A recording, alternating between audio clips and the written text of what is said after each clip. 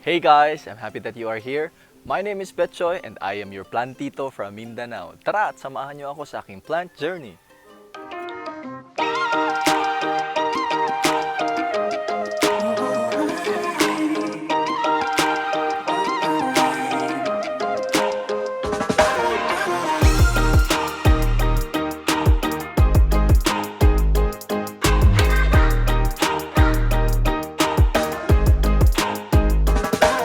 To those who are new to this channel, please don't forget to subscribe and click on the bell notification para maging updated kayo sa mga latest videos ng Bechoy Vlog. At sa episode natin today, mag-unbox tayo ng isang plant mail na galing ng Bacolod, and later on also is iriripat natin ito sa kanyang panibagong pot, and magbibigay din tayo ng mga konting care tips regarding this plant. A little bit of trivia lang sa ating nag-iisang plant na i-unbox ngayon.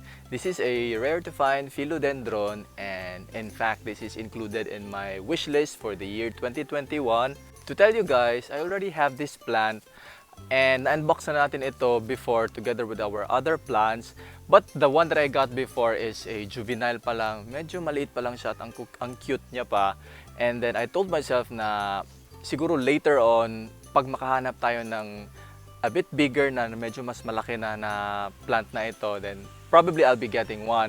And then I saw this posted online and immediately I got interested with the plant, and so I closed the deal and got the plant for myself. So let's now start unboxing our plant, and i-share ko lang din that I got this plant from the same supplier of from the same seller pala nung Cercistis mirabilis na nakuha ko dun sa Bacolod. And some of you might be aware na yung seller na yun, hindi siya nag-ship ng mga plants. So what I did was that I just asked some friends from Bacolod, and I instructed them how to pack this properly. Anyways, madali lang naman mag-pack ng mga plants if meron ka lang idea kung paano siya talagang i-secure. The important thing lang naman is, of course, dapat hindi siya maging congested or crowded sa loob. Dapat may space pa rin yung plant mo. And of course, i-secure mo rin yung mga roots niya at saka yung mga leaves niya, pati na rin yung petioles. And it took around 7 days before this plant mail arrived. And considering naman na this is a philodendron, so they're a bit tough and they can sustain long travels naman din. Unlike dun sa mga allocation ng mga plants which are very sensitive to long travels, na kahit 2 days or 3 days lang, you would already see na yung mga dahon niya is malalanta na. But for the philodendrons naman, they can still sustain around 7 days. So I got this plant at the price of 7,000 pesos, pero medium size na ito, and I'm sure it's quite bigger than the one I've got earlier. So ito na, yun yung as I've instructed.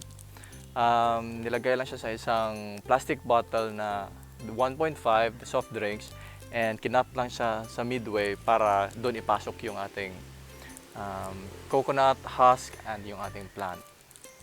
So just open this one. So ito naman, kahit na nakalagay siya sa plastic bottle guys, it's very secure naman kasi meron namang ventilation dito. So hindi talaga siya, hindi mo masasabi na talagang mag-hold yung moisture sa loob. And I told my friend na ito din yung gamitin para at least ma-secure yung dahon, kasi very fragile din yung dahon ng ating plant na ito. So ito na, I'll just remove the upper part first. And ito na siya. So the one that I got,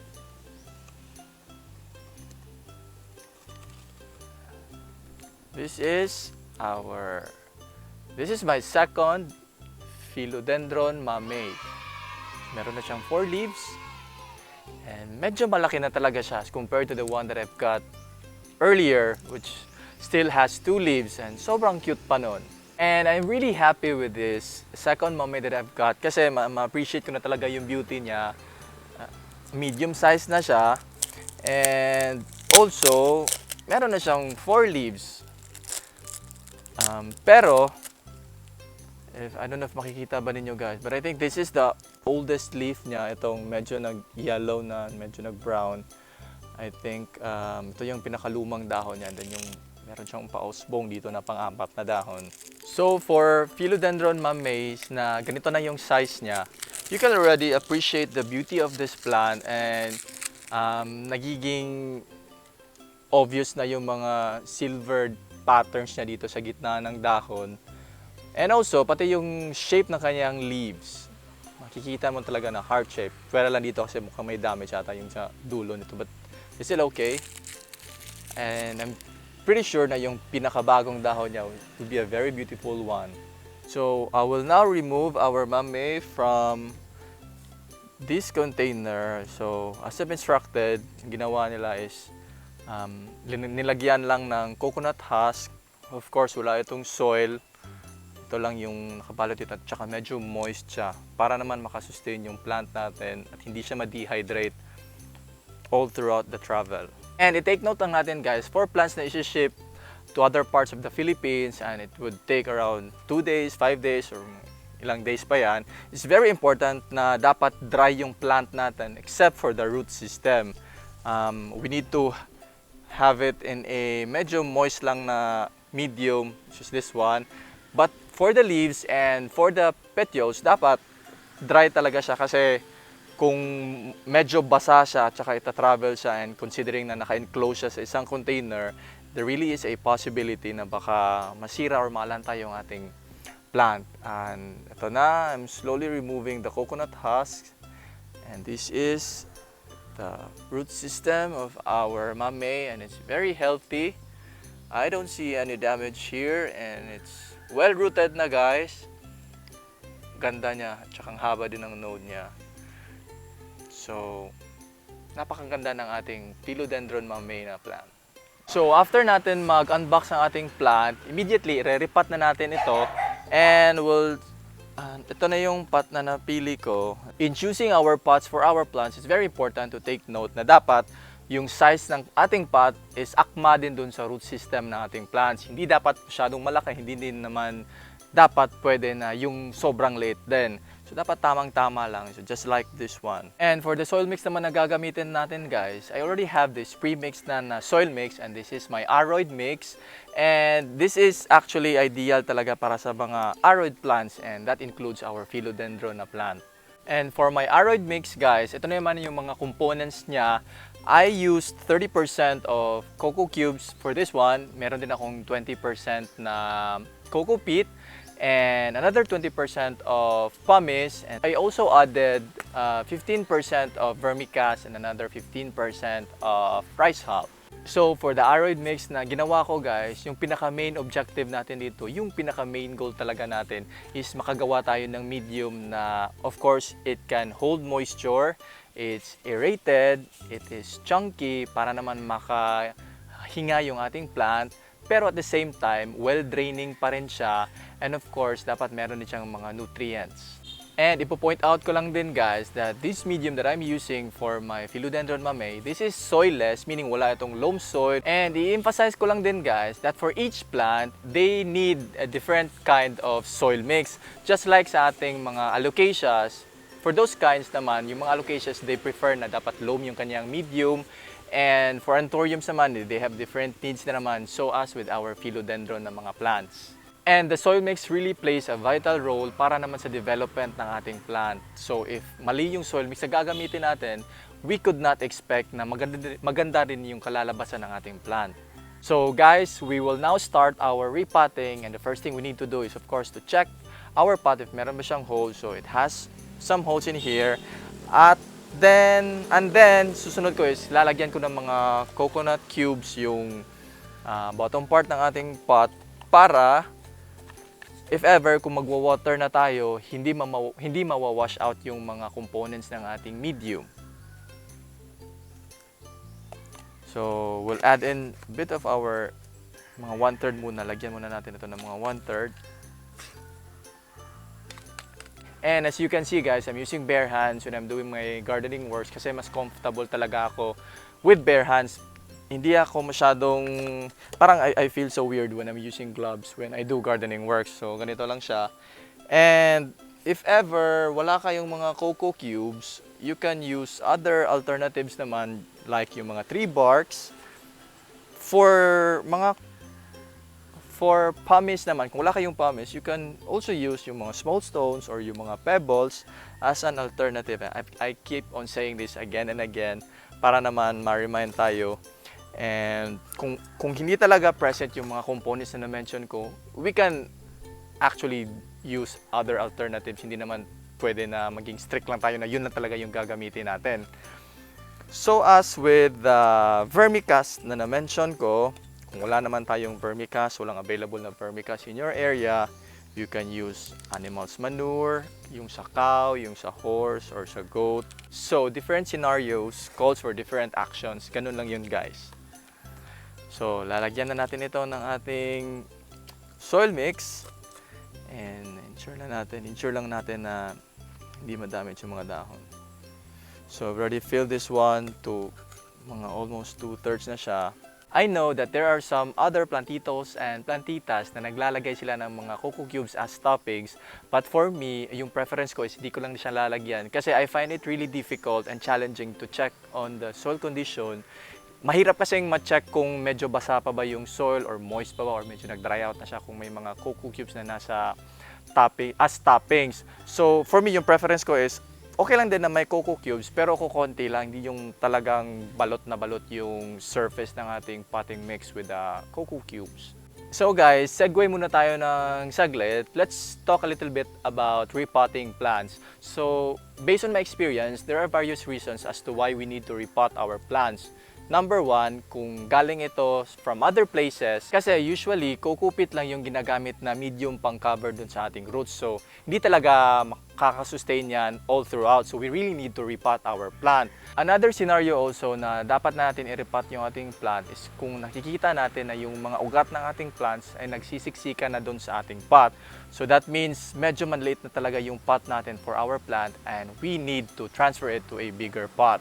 Just like this morning lang, I saw na yung aking isang anthurium na radicans, medyo nagsisiksikan, nagsisilabasan na yung mga ugat. Nakikita na natin na upwards na yung mga directions na ating roots. That means wala na talagang space doon sa ating pot, so that's why nagsisilabasan na sila.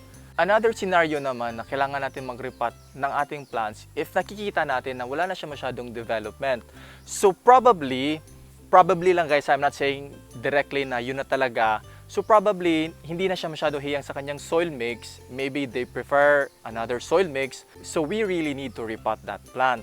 So when I say wala na siyang masyadong development, that means na yung plant natin, hindi na siya nagpo-produce ng mga panibagong dahon or yung mga dahon niya hindi na masyadong lumalaki or kung hindi na siya nagpo-produce ng mga babies or saha. And isang scenario din na dapat na talaga nating mag-repot is kung nakikita natin nagde-deteriorate na yung ating plant, if they start to show signs of yellowing sa kanyang mga dahon, sa kanyang tips, that means baka na-overwater na yung plant natin or baka nagro-root rot na. So that calls an emergency action na talaga. So really need to repot immediately. So ito na guys, yung ating philodendron mame after we repotted this in its new house. Ito na yung kanyang closer look. So you can also appreciate its beauty with its heart-shaped na leaf and of course itong kanyang mga silver pattern sa gitna ng dahon. And ito na rin yung kanyang pinakabagong leaf, yung pang-apat na dahon niya.